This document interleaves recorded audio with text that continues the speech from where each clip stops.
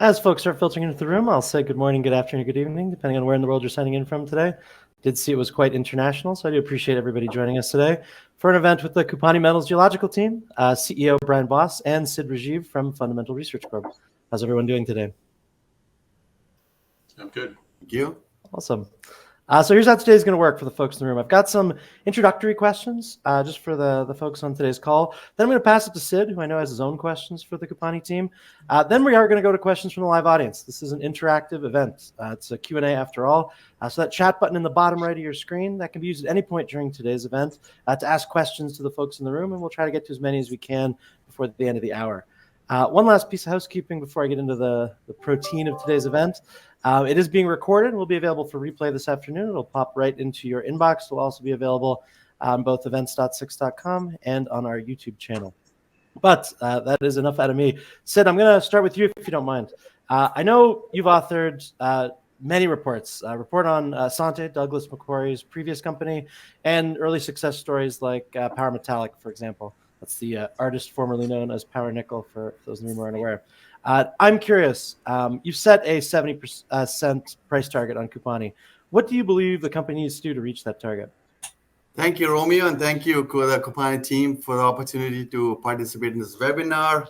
For those who are not familiar with us, I'm the head of research at Fundamental Research Corp. We are based in Vancouver, Canada. What we do is we provide analyst coverage, which includes reports, investment reports from a third-party perspective with evaluation. We've been doing this for over 22 years, and we have a team of financial analysts and geologists. And so what we basically do is we are like auditors, but on the equity side. And in the case of Doug, I want to take a moment here. I've known Doug for over 15 years.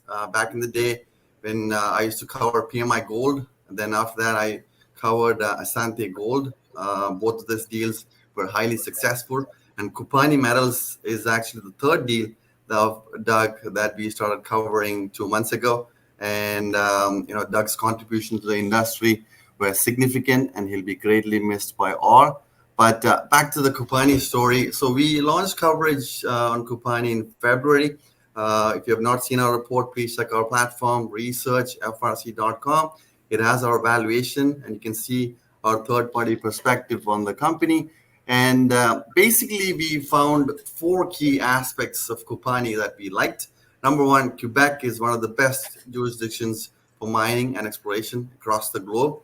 Number two, Cupani's project is in very early stages. What that means is it gives the market an opportunity to participate in the upside potential of a discovery.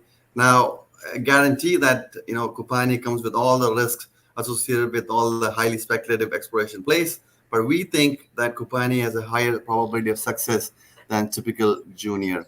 Number three, after our review of the project and the past work done to date, we found that the project has multiple targets, and that means that the company and management has multiple chances of to make a discovery, which means there are a lot of attempts that they can make in the next 12 to 24 months. So the market and us are eagerly awaiting what the management will be doing in the next 2 years.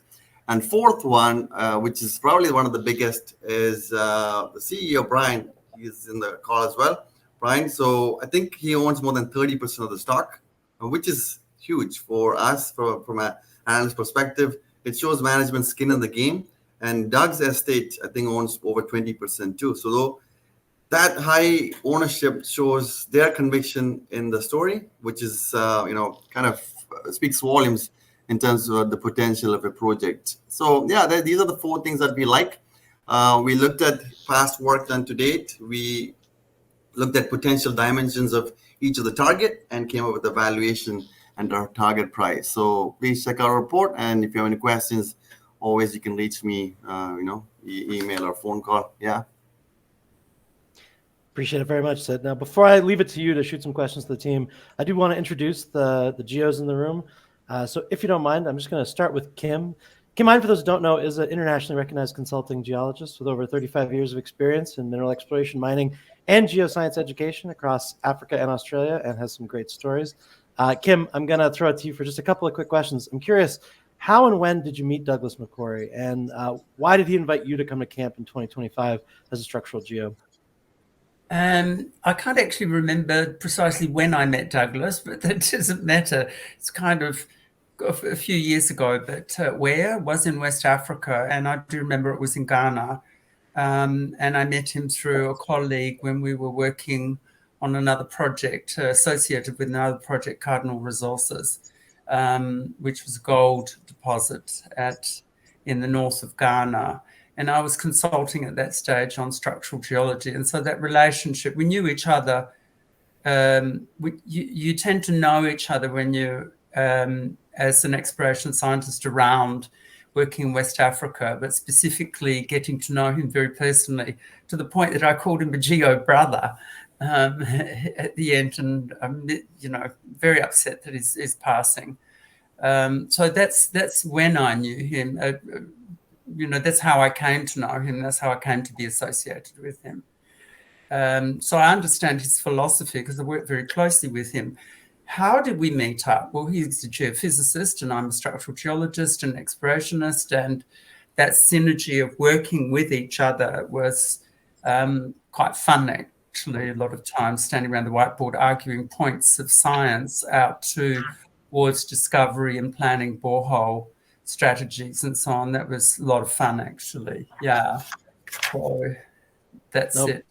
Appreciate that. And I know the project is in early days, but what do you think of it so far? I'm actually very excited about it. The more I'm reading about, I'm coming from the science point of view, the more I'm reading the science side of it, and you're looking at a really well-endowed belt, an orogenic belt that stretches right across Quebec, across the top of Quebec and down one side of Quebec. You're really seeing a scattering of a family of deposits that all sit within the copper platinoid group. And it's not underexplored, but there's new discoveries coming out all the time. As, for example, Brian sent me something today from, who was it? Midland, about they've got new boulder discoveries there as well.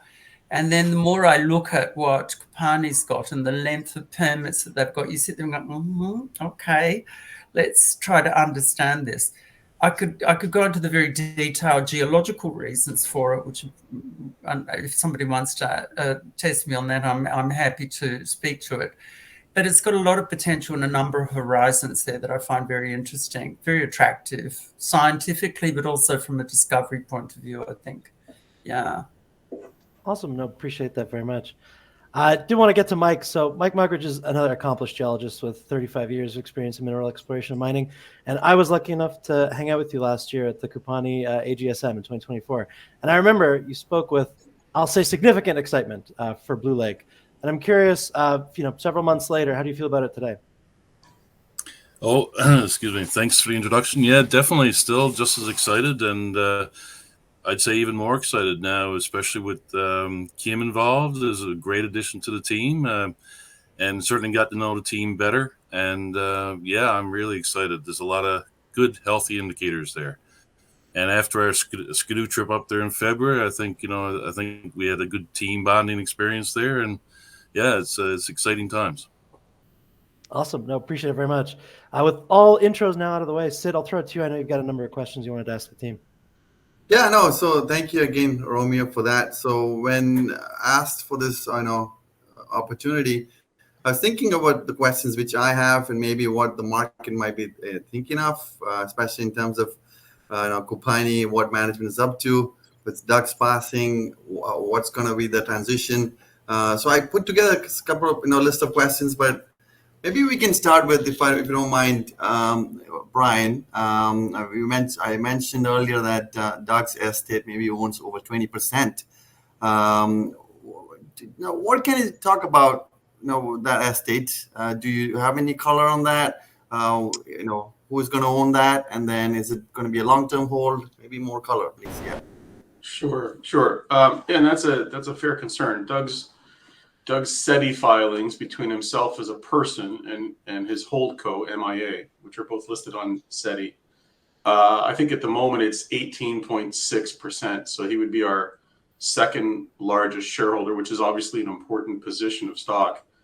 I've spoken with the family several times. I attended the funeral and the celebration of life that occurred a couple of days ago in Vancouver. And I can tell you that the family has no immediate need for cash. They've got lots of Asante shares at a great price that are now trading at $1.20. That's the prior deal. The family knows what Douglas thought about Cupani, the stance he had that this project is going to be better for shareholders than Asante was, and it'll happen sooner. So they are happy, the family, to remain a shareholder for many years. And keep in mind that that's not only the 18%, but it also includes extended family members and friends of Douglas that have followed him through PMI Gold as a success and Asante as a success in this one. And they've always known when Douglas bought these shares and was telling everyone about the story as a successful explorationist, that these are 2 or 3 year long investments. And that hasn't changed. So those shares are not coming out for sale, and the family is quite happy to hold them, and they have every ability to hold them. And I'm excited for their support, which is ongoing. So those shares won't be coming out, Sid. That's good to hear. Really good news for the market. But maybe, do you mind walking us through the roles Doug was handling and how the team plans to fill those roles? Sure. Well, I'll say he's a friend and I miss him. So let's begin with that. Second, he had 2 roles. He was a director of the company, and he provided guidance to the board about exploration and geophysics and structure, and that role as a director, thankfully, I refer to her as Double Professor Kim, and I do that because she's very accomplished and teaches these things in addition to practicing them herself. She has joined the board, so she's taken that board spot. And then the day-to-day, the deciding, how many holes and where or which geophysics to spend next, those were things that he was deeply involved in and that Mike Muggeridge has now taken over. So, Mike's providing the daily leadership. He's dedicated to us, as you've already heard. He thinks it's a great story. He understands and believes in what Douglas saw on the land.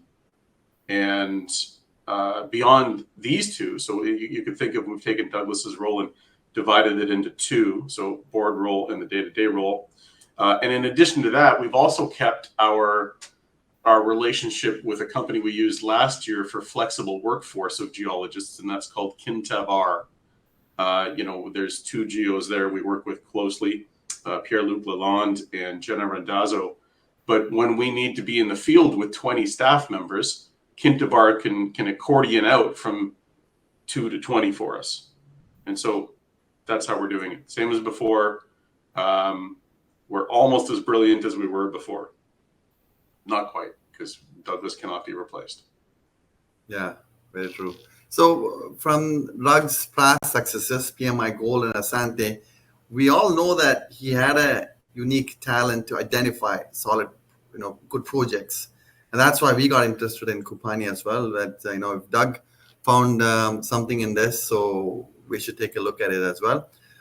What would you say was his winning formula? And if he how do you plan to kind of replicate that? Sure.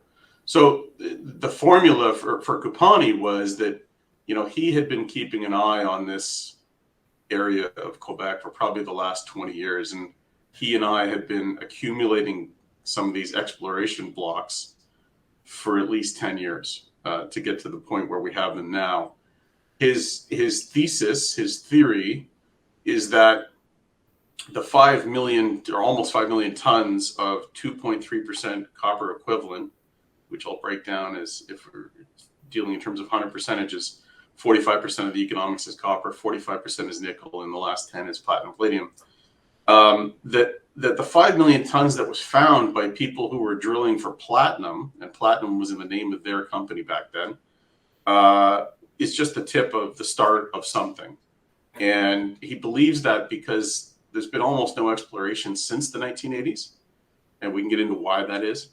But the methods available today in geophysics and in science and in exploration imply that if it's there to be found, it's much, much easier to find 10, 15, 20, 25, 30, 40 million tons today than it was to find 5 back then.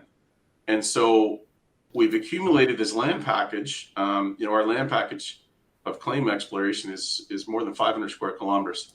Somebody recently said it's larger than the island of Manhattan, and that the 5 million tons that we have historical fits just in the World Trade Center footprint. So that tells you how much is left to explore. So yeah, his thesis was that this is excellent ground, that the quote, the land is pregnant, Brian, and we're hoping for triplets. That's his view. We still have all of that land. We still have the team that he built, and we're going to have the same success without him that we would have had with him. It just might take us an extra couple of months to figure something in particular out 2 years down the road, and it's a shame he won't see that himself. But there you go. So I kind of ended on a down note. Sorry about that, but that was the thesis, that this is land that deserves exploration, that there's already lots of smoke, and that we're going to find fire. So he was basically accumulating shares from the open market in the past year or so, or how long? What was the time span? So I'll take you all the way back to 2017, 2018. He was already on the board. I joined the board then. And what is that? That's at least 7 years. And that was not even the beginning of the accumulation. The company has been accumulating those claim blocks strategically and slowly for 7 or 8 years, culminating in May of 2024, when Mike Muggeridge, myself, Douglas, and Pierre-Luc Lalonde from Kintabar spent a week in a helicopter visiting all the things we had accumulated so far. Around that time, we came up with we found a copy of a report from the government of the Geology Department of the government of Quebec. I'm sorry, I got the name wrong. I'll correct that later. They had done 38,000 lake bed soil samples looking for copper and nickel in the water. And we already knew that there was copper nickel in the region because of the historical tonnage. But when we saw the heat map that the government had made of copper and nickel in the watersheds, and we realized that where we are, the water flows in different directions. So it's not one source of copper circulating in the waterbed. It's probably 5 or 6 or 7 different sources. We then staked everything that was open. We tripled our land claims package at that moment. And so, yes, we've been accumulating for years. And the more we find, the more we want, because we want to lock the whole thing up. We want to be the only place that Rio Tinto or BHP can go to get a district size exploration. Got it. So what's the current capital structure? I know you own more, maybe 30%. Right. Yeah. Yeah. So we have 119 million shares existing. 52% of those are owned by insiders. Even more are owned by friends and cousins and past investors of the insiders.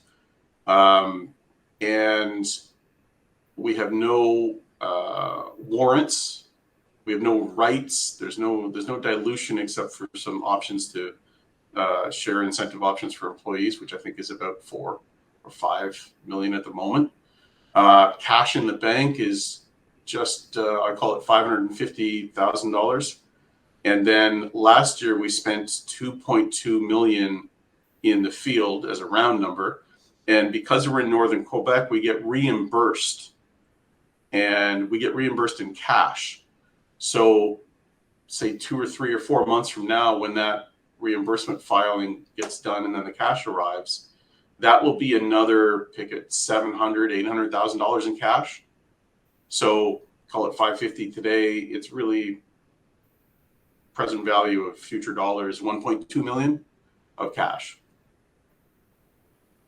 And yes, I own 30.6% or something of the company. Very tightly held. So obviously, it's always a good sign for the market and for analysts. But one kind of, some investors might see it as, oh, there's a fewer floating shares out there, so liquidity might be an issue. But my response to all that is, exploration companies have to always do financings. So when new financings are done, new investors, new shares come out. So that's when the stock becomes more liquid. Is that a fair representation? Yeah. Look, we hear this comment a lot. There is a collection of comments. Well, the market cap is small. Yes, but when we discover something, if you owned it when it was small, you'll be very happy when it's not small. The second one is, and we heard this more about a year ago, the shares trade very little per day on average. And we hired a market maker. The volumes have gone up. I think a couple of days ago, there were 250,000 shares traded. We've had 500,000 share days. And the average volume now is probably 45 or 60,000 shares a day. And it's continually going up and up and up and up.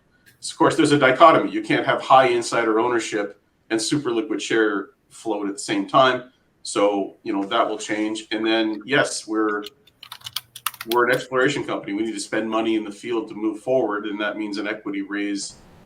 And, we do our best to choose shareholders who are familiar with not only exploration, but familiar with what each of us has accomplished in the past, so that they are most likely to hold.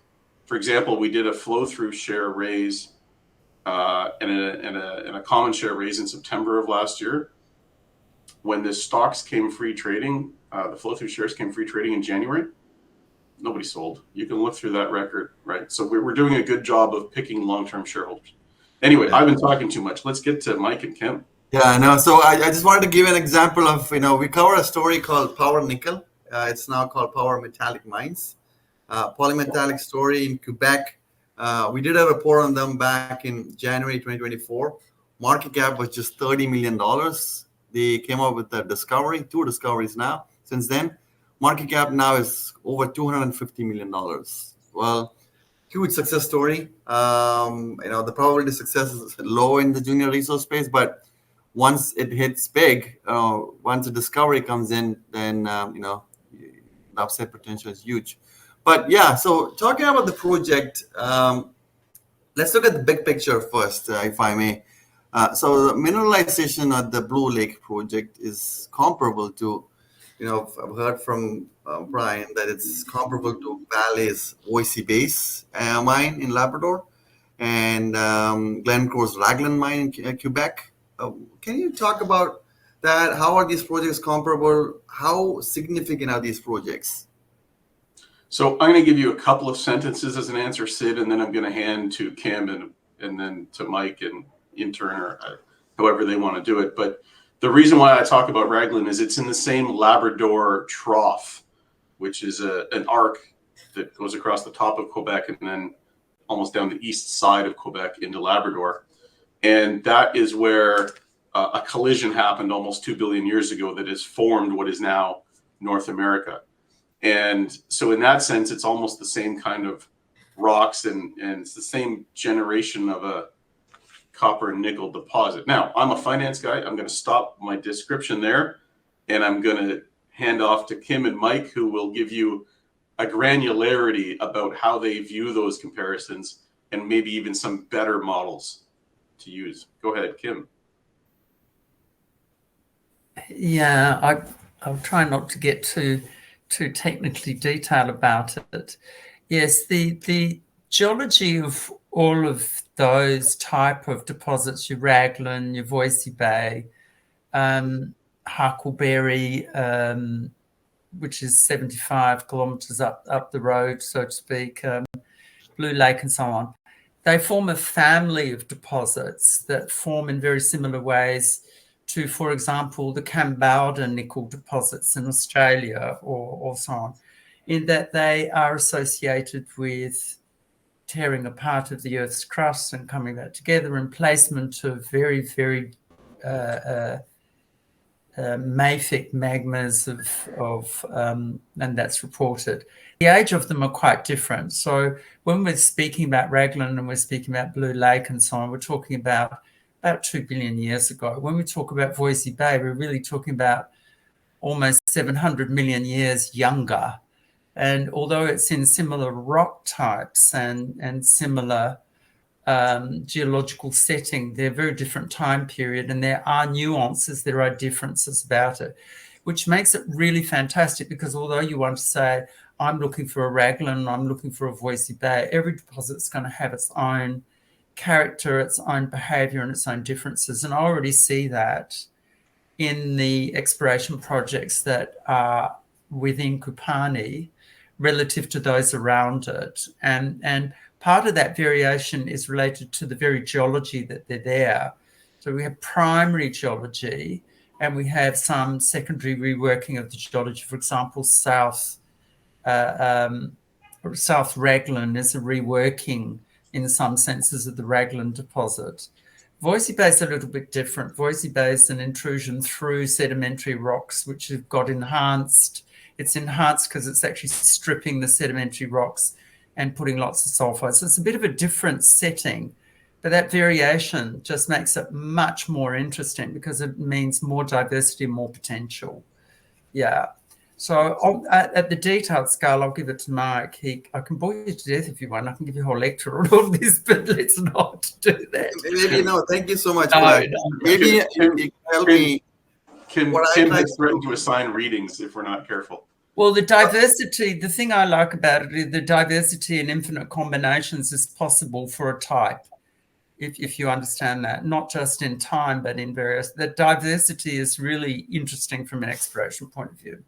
Sorry, I think for a non-mining, individual listening to, the technical aspects, how I try to, kind of get them to understand is how does these, it's easier to visualize these deposits. So do they occur as a big, high tonnage, large deposit, or do they occur in pockets of medium-sized tonnage? And do they form as high grade or large tonnage, small, low grade? Mark, me or you?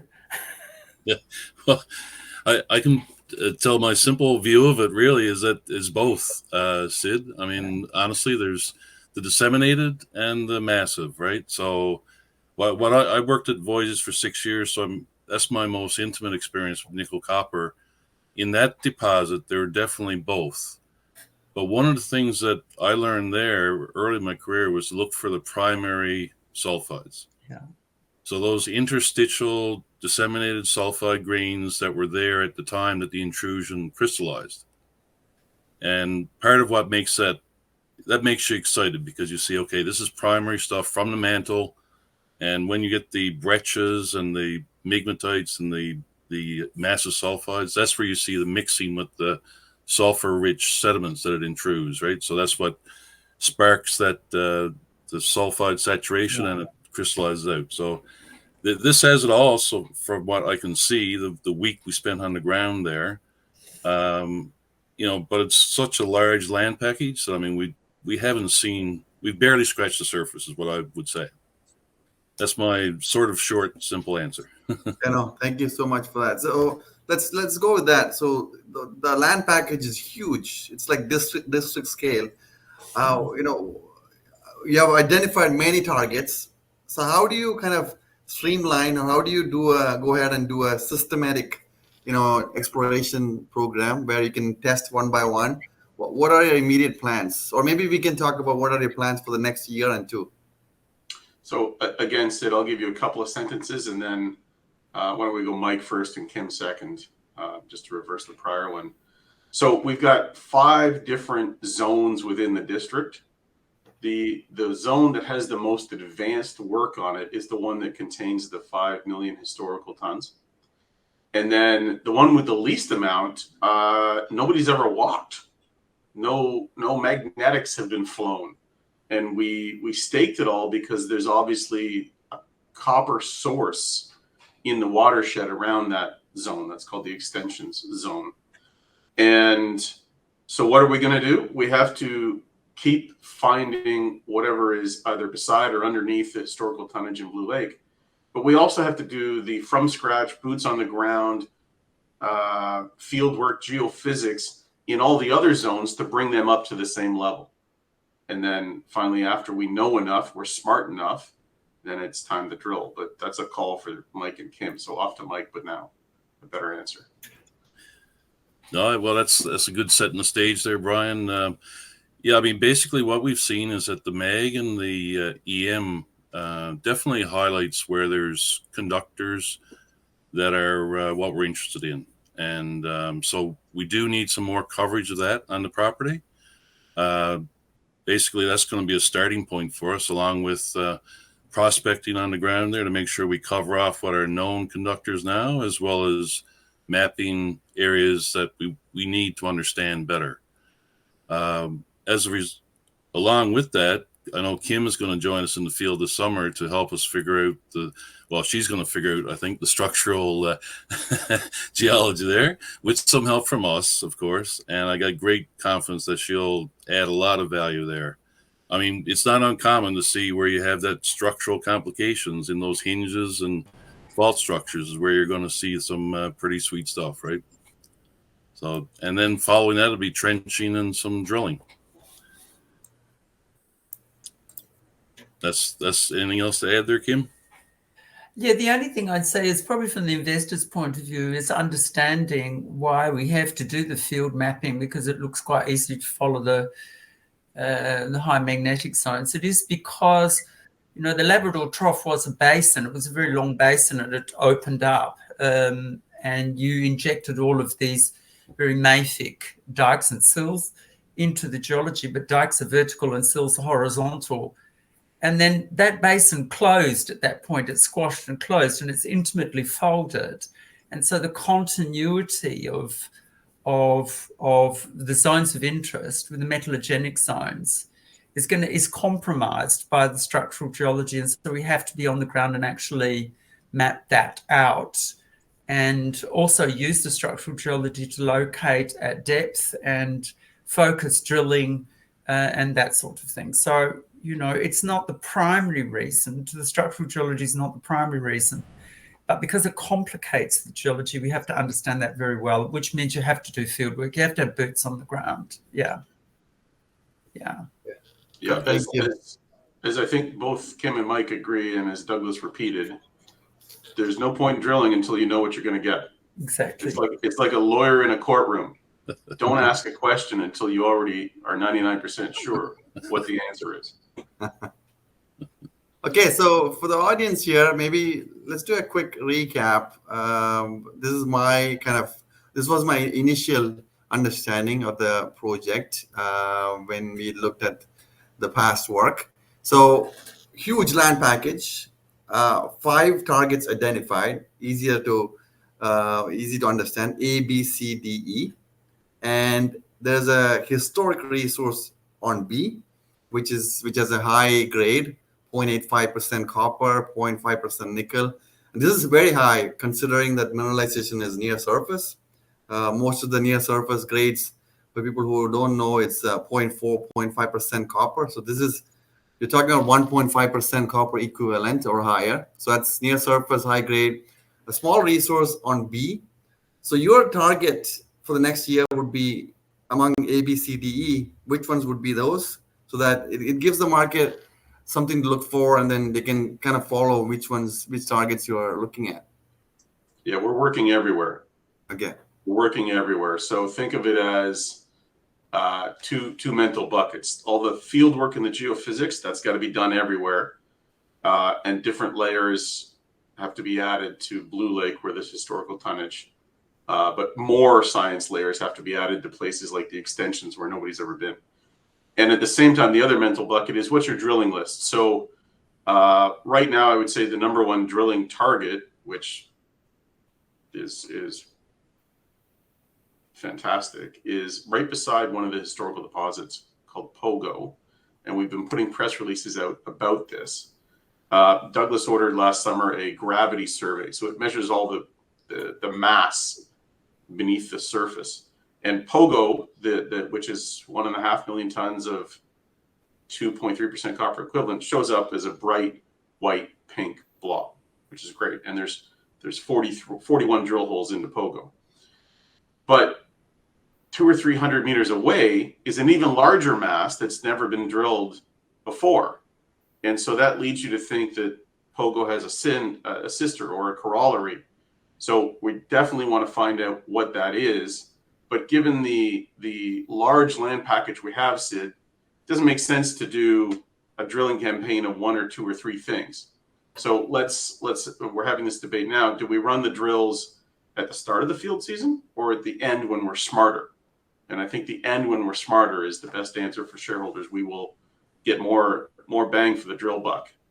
And that also gives us time to make the list from 1, 2, 3, 4 down to maybe we end up with 12 targets. And we drive in over the winter road, less expensive than helicopter drilling, and we drill all winter, or we start in October. Those are the decisions ahead of us.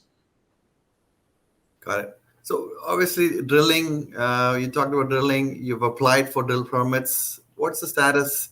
How long does it take? Do you expect any challenges? This is a short conversation, Sid. We got them 3 days ago. Oh, nice. So we have permits. Quebec has a new system, came in a couple of years ago, called ATI, which is Authority for Intensive Work. And that meant that we explained what we're going to do to the local community in advance. They have a chance to comment. They have a chance to let the government know that they're happy or unhappy. The government looks at where we're planning to drill, where we're planning to trench on a possible basis. And we received those permits 3 days ago. So we have the drill permits in hand for 2025 and 2026, which is part of the overall work permit. And we also have a permit for, prepping the drill area. If you got to cut a tree, you cut a tree. And we already have a camp that we think we're using, the same one as last year. We've also applied for new camp permits because it's such a large land package. If we can have the camps closer to where we're working, then we spend less on helicopter, but that's a nuance, not a major issue. So yes, the drilling permits are in hand. That's amazing. Fantastic news. And so ideally, when do you expect to start drilling? Towards the end of the year? I'm not gonna prejudice it with an answer. I'm gonna say as soon as we're smart enough, and Mike and Kim will be helping us decide when we're smart enough. The current expectation would be we do at least a lot of the field work first on the new things in order to have a longer drill list. The longer the drill list, that means you only mobilize once to learn a lot more versus mobilizing 2 or 3 times because you didn't wait to have a long enough return on investment list. When can the market know that you have made a discovery? Does the field work allow them to know, or do they have to wait till drilling? I'm kind of trying to think, what should the market be waiting for most? Well, I'll say last summer we found Cancun, which is another zone we haven't talked about on this. It's at the moment 9 kilometers long of. That's the C, ABC. That's the ABC, C. yeah, the C zone, Cancun Zone. It's more than 9 kilometers long of magnetic response caused by copper nickel at the surface. I'm not a geologist, so I get to use the word discovery in a way that the other two can't. I'll quote Douglas. There's nothing in nature that makes 9 kilometers long of copper nickel, folds it over, and then is unlikely to have a big body of something underneath it. Mm-hmm. So, when we press released that, the stock jumped from 8 cents to, I think it went to 18 cents, maybe 20 cents. So, I think you have to read every press release. You have to keep in touch with what we're doing. If you're not doing that, when we do have a discovery, you're not going to know until the stock price runs. And to be honest, we put out that press release about Cancun, which is a whole new zone, larger than the Blue Lake footprint. And it took like 3 or 4 days for anyone to notice. So I think you just have to put yourself on our shareholder email update list, which is on the website, CupaniMetals.com. Go to the top and click for the mailing updates and just watch them as they come in. Yeah. And whenever Cupani comes out with press releases, we'll be doing our thoughts, our opinion through separate notes as well. So you get a different perspective. So both press release gives management perspective and our notes gives our perspective, obviously. So with that, maybe we can talk about, you talked about your cash position, $500,000, and then something coming in. What's your budget for the next 12 months? How soon do you have to go back to the market, and what would be the raise that time? So, as you've already heard, there's a long list of things we want to do. I would say last year we spent 2.2 million in the field. This year, I think it should be a lot. It should be significantly more. The project deserves that. The market's ready for that. So I'll say larger than 2.2 million. I will say the raise probably starts this month because we want to get the cash in the bank in order to begin to spend it. And if you're interested, yeah, let me know. Get yourself on the list of emails so that you'll see when the raise gets announced. This is a project in northern Quebec, and it's for critical minerals. So there are a lot of good things about that. There are government vehicles in Quebec for investment. There are flow-through and mining supportive funds all across the country and across the world. And this is a project that looks like it's going to have a lot going for it. So we'll have no trouble getting that. Got it. I know that Romeo is kind of, waiting questions from the audience, but if I may, I would like to ask one more question before I end my Q&A thing. Quebec made an announcement last month on some tax incentives. Is that significant, or if so, how significant is it to the investors and the companies that they operate in the province? Sure. So Quebec, in my opinion, is one of the best jurisdictions in the world, not only for exploration, but for building a mine and operating a mine. One of the reasons it's the best is because, as you just heard, you can get permits, so you can go drill.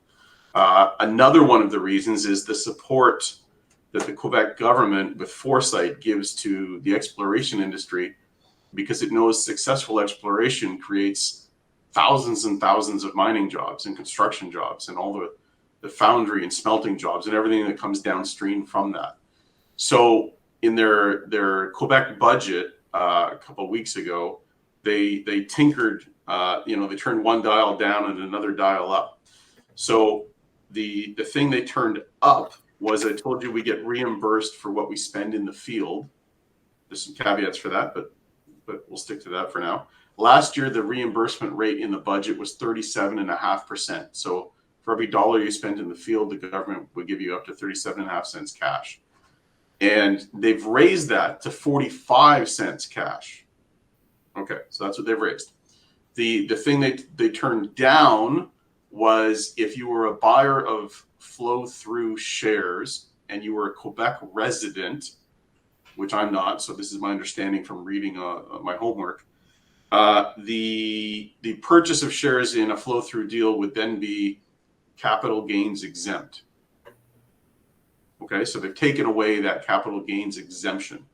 So in the past, that would have meant that if you used something called the charity flow-through system, where you stacked flow-through, a charity donation, and then the tax exempt status as a Quebec resident, a dollar raised would have effectively meant $1.90 to the treasury of the company. I think that number is now dropped from $1.90 to $1.65. And so there's a long way to go to say where I think we're now indifferent between a charity flow-through raise and a regular flow-through raise with a 45% back end. They're essentially level now, and Quebec has set its levels equal to every other province in the country, or more equal than it was before. So that's the background. It's good news for us either way. It remains a great climate for funding. Absolutely. Another point, attraction of Quebec is it uses hydro, so electricity power is extremely cheap relative to a lot of other attractive mining jurisdictions. But yeah, no, thank you so much for that. Appreciate the opportunity, everyone. Great. Awesome. So there are a bunch of audience questions. Look, a lot of them I've already covered, but I do think it's good form when you can to just remind people of some of these. So I'm going to start with the ones that are new, but then I'll get into stuff that we have covered just so we can make sure we kind of tack it twice. First, a shareholder reached out over email during the event to ask, Has Cupani done an ambient noise tomography program? They say it's a cutting-edge seismic technology designed to map deep mineralization. I'll throw it to whoever.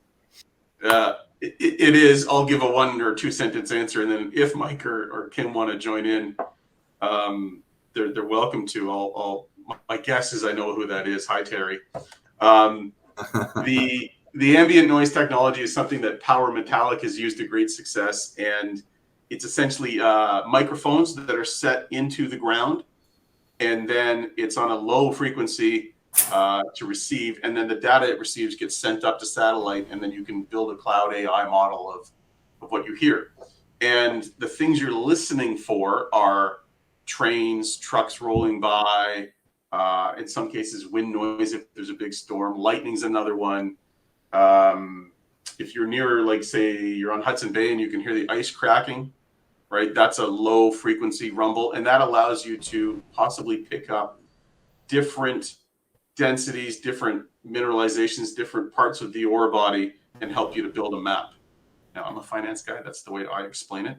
We don't use that, and the reason why we don't use that to date has been we spent a lot of time talking with the AMT, Ambient Noise Technology Company, and we don't think that there are enough naturally occurring noises for it to work. However, that was the stance taken in the past. The technology is always changing, and I've never discussed this with Kim, and I don't know that I've discussed it with Mike. So over to you guys. Yeah, we did discuss it briefly last May in Sheffield when we were on Weatherhole that morning, Brian. Yeah. But what I've learned about it since is that there is also a controlled source, AMT, because it's for audio metallurgical metallotellurics. It's hard to say. But anyway, so there's another type that you can do that's a controlled source. So it's still on our list of possibilities. Yeah, for sure. I have nothing to add to that. Nothing. Okay. My preference is for a controlled source. Yeah. You're going to use that control what you're doing. And of course, the controlled source works because there's not enough natural background noise, so we would have to control it ourselves. Yeah, and the downside is it's probably more expensive because of that, right? So that's why we got a bit of discussion to do about it for sure. Yeah, the cost issues have a role to play here. They're very important. Yeah, absolutely. Yeah, the other thing was the microphone setups that they put down into the ground. The other thing was that if you have bare outcrop rock, then the microphone setup doesn't really work because it can't bring in as much microphone pickup as if it was in a soil or a sand. So that was another part we had to figure out. Anyway, Romeo, that's the answer. We've looked at it. We will continue to look at it. When it's right for us, we will use it. Awesome. Appreciate it. James Peter asks from the chat, is Cancun still the zone the team is most excited about? Subjective question, so I'll let you guys take it, whoever would like to. I'm going to kick that one to Mike because, frankly, I can't sleep at night on any nights because I think the extensions are going to be fantastic too. So I don't have a favorite child, but maybe Mike does.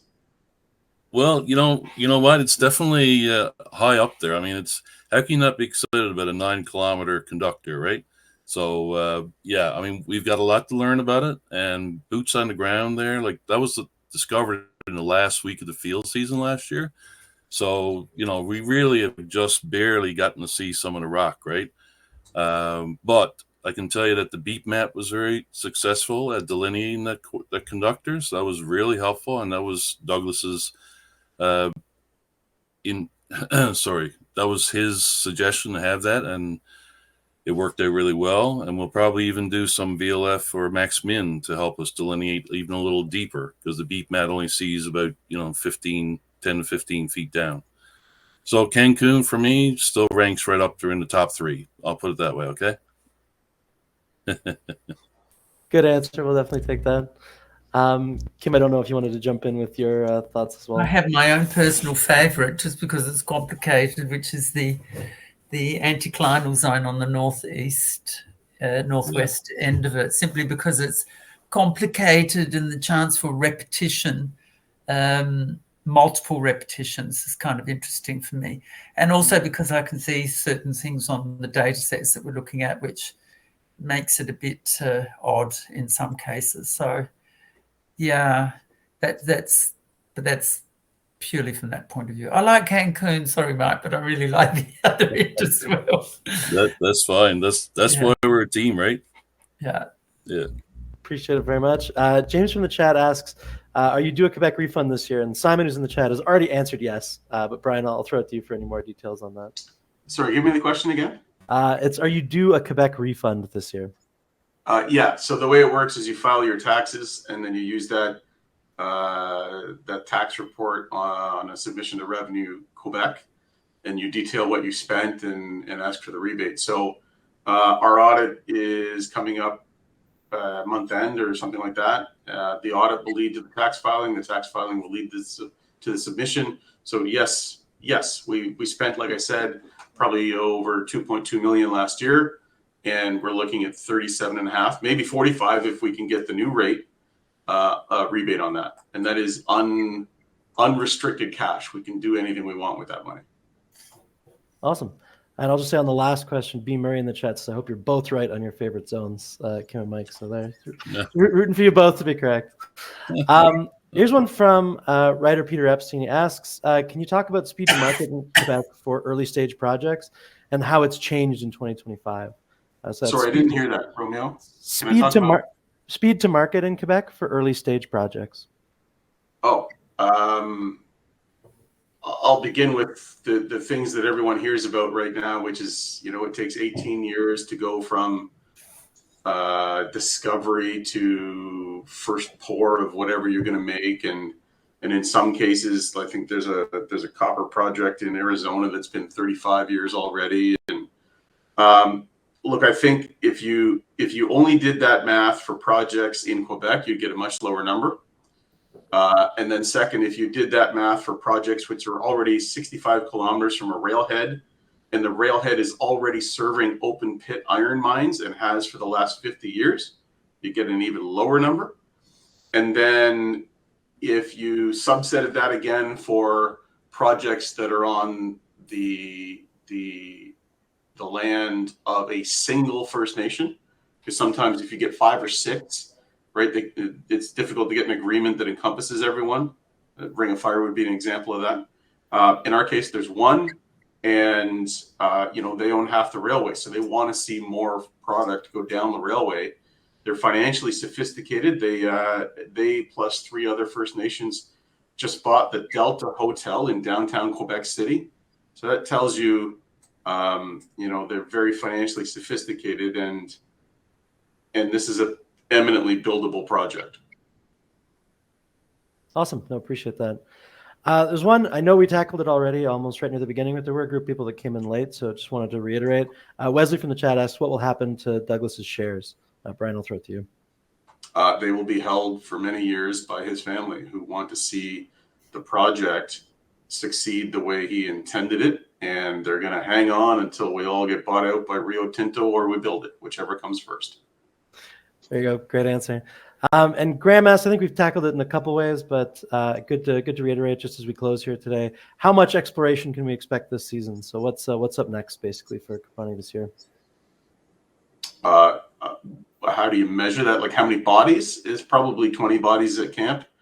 Dollar amount, well, like I said, last year was 2.2. This is going to be more than that by far. So maybe I'm looking to peg that at, it'll be 3, 4, 5, whatever it turns out to be. A camp will open earlier and last longer. So I think last year we ran 6 weeks. I wouldn't be surprised if we're running close to 3 months this time, Mike. There's a lot to do. There's ice road to open for next. The ice road is open in the sense that we've already driven it in February this 2025. But setting up GPS tracks for avoiding the lakes so you can run it in summertime, that would be great too, because that allows us to drive from camp to camp to camp to program to zone, all without helicopter. We'll be there early because we need to probably install new camps. We're going to do windmills, wind turbines to power the exploration team in the summer. So we'll be there. It's probably going to take 4 or 5 days to build those up.